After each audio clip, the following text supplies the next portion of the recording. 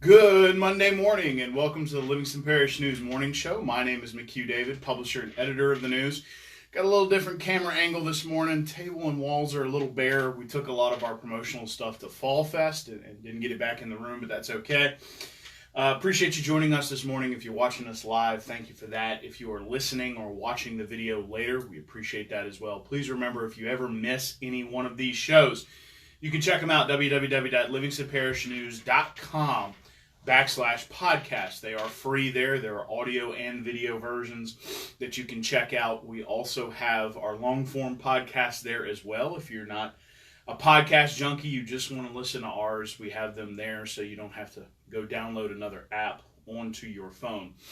Again, appreciate you joining us this morning. The news is on Facebook, Twitter, LinkedIn, Instagram, and YouTube. We are once a week in print with the magazine. Excuse me.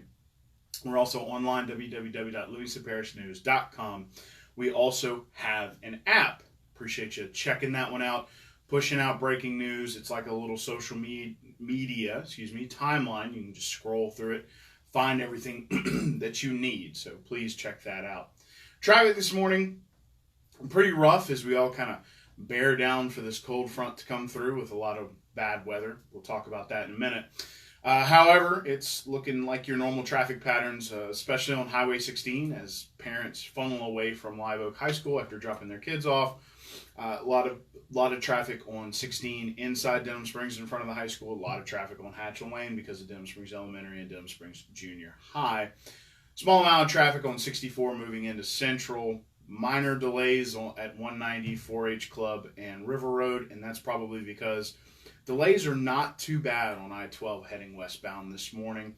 Clearing up right about O'Neill Lane and only lasting until roughly just past the I-12 and Range intersection. So that's nice for you commuters this morning. Not too bad of a drive. It's currently 71 degrees. 86 degrees is your high. There is a high chance of afternoon thunderstorms. It's going to bring some cooler weather. Now, cooler is relative, so we're actually going to get hit with two bands. It's kind of interesting. Overnight lows are going to be in the mid-60s. During the day, highs in the mid-80s up until about Thursday. Then it's going to get warm again for about one day. And then on Friday, we're going to have another band come through, and this one's going to knock those temperatures down pretty steadily.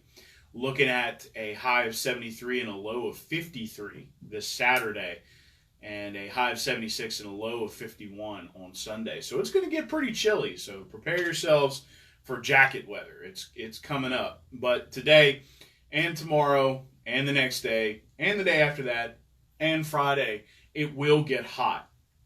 Highs in the mid to high 80s. So please keep that in mind moving forward with cold nights. We talked about Fall Fest. We'll mention that. We'll talk more about it in a second. But during those festivities, there was a massive fire at Modad Utilities off of Cook Road in Denham Springs. Very interesting set of circumstances. Still not sure what caused the fire.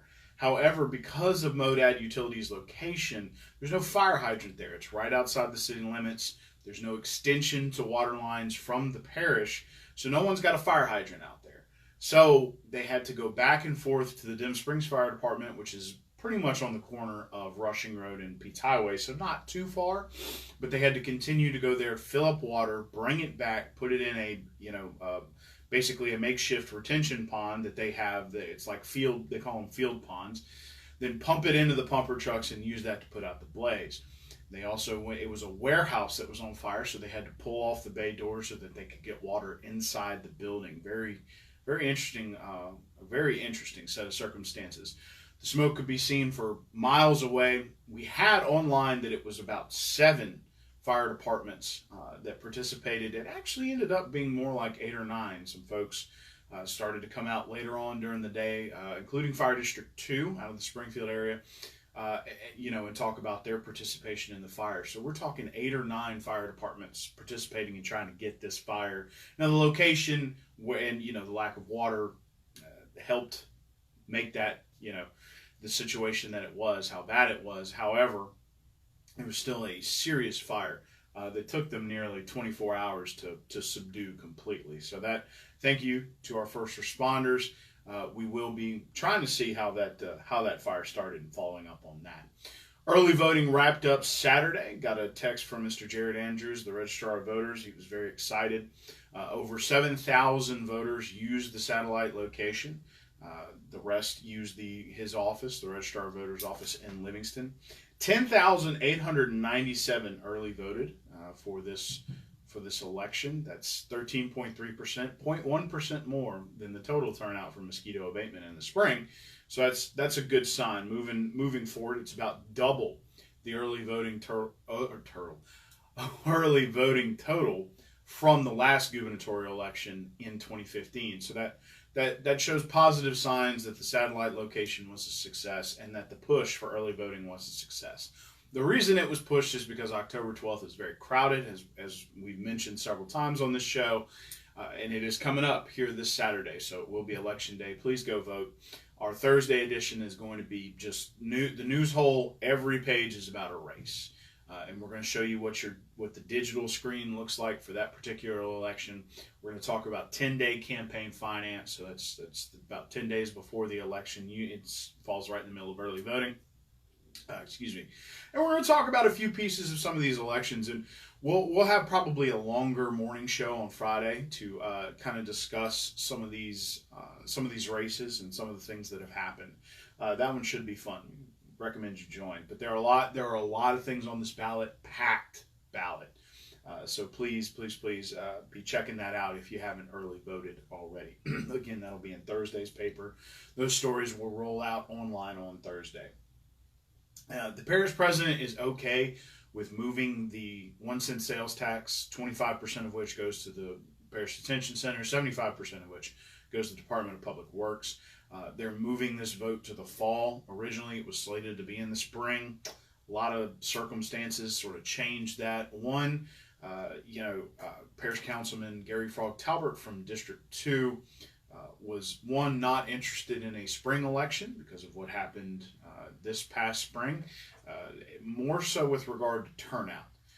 13% turnout is just not very good, and historically spring turnouts have not been very good.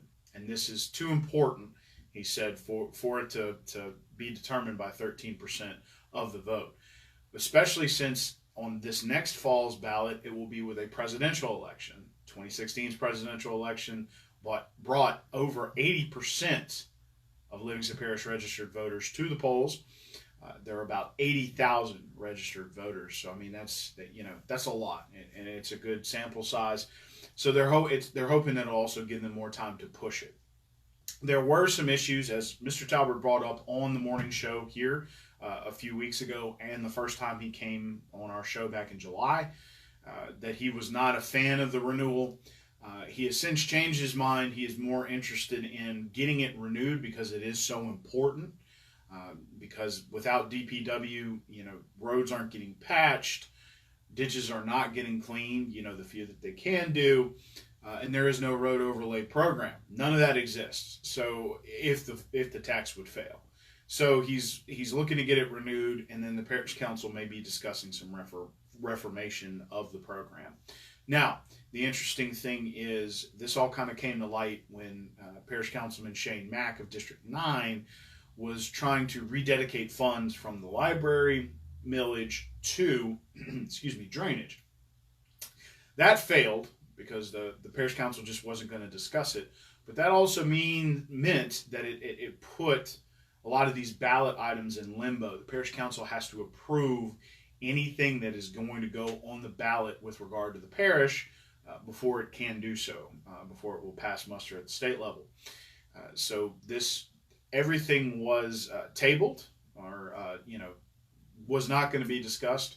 So it really brought to light how many parish councilmen, they didn't want to discuss the library tax, but it also kind of had the undertone of, we're also interested in changing up this road tax. So again, Parish President Leighton Ricks has talked to all of them, heard not the complaints, but the considerations and the problems that they might have with the program. He's going to let it go to the fall. We're going to see what happens on the fall ballot. They will, of course, have a safety valve in the spring if necessary. So he's okay with that. So you will be voting on the 1 cent sales tax for roads in the fall.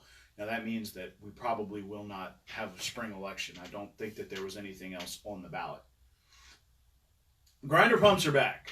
If you don't know what a grinder pump is, it's a sewer implement that does exactly what you think it does. So please, don't Google it, don't YouTube it. Just take my word for it. There are videos out there on YouTube. Don't do it. Excuse me. Anyway, this all began when Parish Councilman from District 5, Bubba Harris, brought to the council's attention that there was a subdivision, and there were probably many, in Livingston Parish called Serene Acres. It's near Greystone. It's off Wax Road, just outside Denham Springs, where many homeowners were having to dump tens of thousands of dollars into their grinder pumps because they just continued to either break down or malfunction. One resident by the name of Eric Harrell was very focused on why. He works in fields with engineers, so he brought in some of his friends to take a look at it and got a wide variety of issues. The grinder pumps were not receiving enough electricity. The containers were not large enough. The horsepower was not high enough. The intake and outtake pipes were not big enough. The force main, which forces out the effluent, did not have enough pressure behind it. Just a lot of problems for these little grinder pumps, and of course he's put about $20,000 into it to try to fix it on multiple occasions. Interesting thing about the inspection reports for his home is that they all passed, but from the Department of Health and Hospitals, they were led to believe, now they inspect all sewer systems, right, health and welfare kind of thing. They believed that there was a homeowners association there, and part of your dues was the upkeep and maintenance of the grinder pumps. Well, there's never been a homeowners association in Serene Acres ever. So not exactly sure just yet why they thought that and put that in their official inspection report. Still waiting to hear back from DHH. However, there was a ordinance passed by the parish council by the lead of R.C. Bubba Harris to make the disclosure of the grinder pumps a requirement in the sale of the real estate. It ended up getting vetoed by Parish President Leighton Ricks because of an outcry from the real estate agent population, who said that they should not be held liable just in case the owner lied to them. Now, grinder pumps are outside; you can see them, but they might be concealed. They might build a little building around it or a little container or something. It's hard to say, but they eventually won that battle. Parish President Leighton Ricks vetoed it.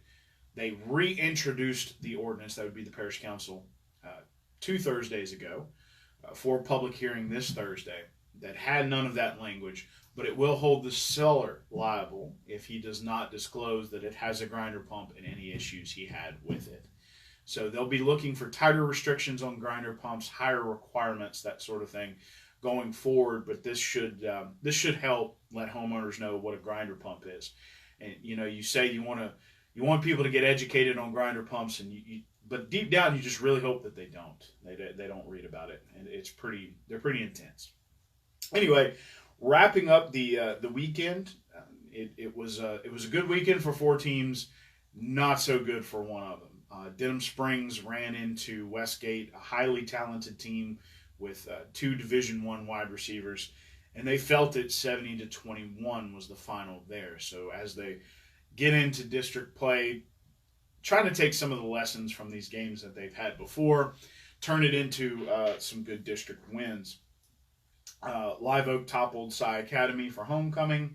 Walker toppled Broadmoor also for homecoming. Springfield routed North Central, and Albany took care of business against Pearl River. So don't forget, we do have a football show. Comes out every Thursday. We sit down with William Weathers and Rob DeArmond, and we talk all about football, all about sports, everything that's going on. Fall Fest was this Saturday. It was a great turnout. It was a little hot. But early in the morning and later on in the afternoon, had a good crowd. I mean, we had people parking all the way over in front of James Grill, all the way down in the motor pool, just parking all over. Great turnout on Saturday for Fall Fest. Those photos are going to be available for you today. Check that out. The Livingston Parish News Spelling Bee is tomorrow. So the Livingston Parish Fair kicked off on Saturday with a parade, and it is in fact Fair Week. So kids get out of school on Friday. Lots to do over there at the fair in Livingston, so please go check that out. Every year since 1978, the News has done a spelling bee at the Livingston Parish Fair. So this will be our 41st, 41st. There it is, math, early morning math. This will be our 41st iteration of the spelling bee. We're excited about it. We like to do it every year. Sixth graders are the participants. Last year, or 2 years ago in 2017, we did 6th and 7th graders. Because of the flood, 6th graders from the year before missed it. So this year, just 6th graders back on track. We'll be doing that again Tuesday night. It's in the Green Barn. It's on the very western side of the fair. Come check us out. Come watch these kids. It's very impressive what they do every year. We have to come up with more rounds every year because they go further and further and further. So again, remember, Fair Week is all week. Go try to have some fun, especially on this upcoming weekend. But that is part of the issue with elections, is that this Saturday is a Saturday of Fair Week. LSU plays Florida. Southeastern has a homecoming. It's hunting season. Just a lot going on. So if you didn't get a chance to early vote, remember to just get out there early and vote. We will have all of that election information, including precinct locations, coming up in Thursday's paper, and it'll all roll out online over the Wednesday-Thursday period. One more look at your traffic before we head on out for the morning. Starting to thin out as people get to work. Minor delays beginning at Range and I-12, heading on I-12 westbound, but they're going to dissipate actually before you get to O'Neill. Some small delays after the 10-12 split, nothing crazy. Pretty easy morning with regard to traffic. No delays at 190, 4-H Club, and River Road. So maybe 190 if you haven't left yet to try to get into Baton Rouge. That may be the best way to take. Minor delays on 64 heading into Central. Most of the folks that are heading through Denham Springs have already moved through as school has started. It's currently 71 degrees. A reminder that thunderstorms are going to be coming through this afternoon. It's going to drop the temperature down to about 64 overnight. So it's going to be, good warm weather, gumbo weather. It will remain that way through about Thursday. Then we're going to get back up into the 90s, 70 at night. And then we're going to have thunderstorms again on Friday. Now, this was the one that's going to drop the temperatures pretty substantially. It'll be 85 during the day, but it'll be 57 overnight on Friday. And then on Saturday, it'll be 73 is your high with 53 as your low. And then on Sunday, 76 is your high, 51 is your low. Again, my name is McHugh David, publisher and editor of the News. Appreciate you joining us today on the Livingston Parish News Morning Show. We are on Facebook, Twitter, LinkedIn, Instagram, and YouTube. If you ever miss one of these shows or one of our long-form podcasts, they are online, www.livingstonparishnews.com/podcast. You can check them out there. Excuse me. If you're not interested in getting a podcast app, we keep them all online. They will also appear on your app. If you have our app, it appears like a timeline, like a social media timeline. We post all of our stories there. You can cycle through it, see them all. It does require a login and a online subscription, which is $5. We move to once a week, so our print edition is $7, $56 for the year. It's a magazine. You get it once a week on Thursdays. Remember that this Thursday's edition will be the definitive Livingston Parish election edition. So please check that out. We're going to pull together everything we kind of sampled through for early voting, and we're going to pull it all together in one edition. So you've got one-stop shop for your election. One last time, my name is McHugh David, publisher and editor of the News. We will check you out this afternoon. We'll have our tablecloth back and our little hanging sign. So it'll be a little more populated in here, a little less stark. So thanks again for joining us. We hope you have a great Monday and make it a great week.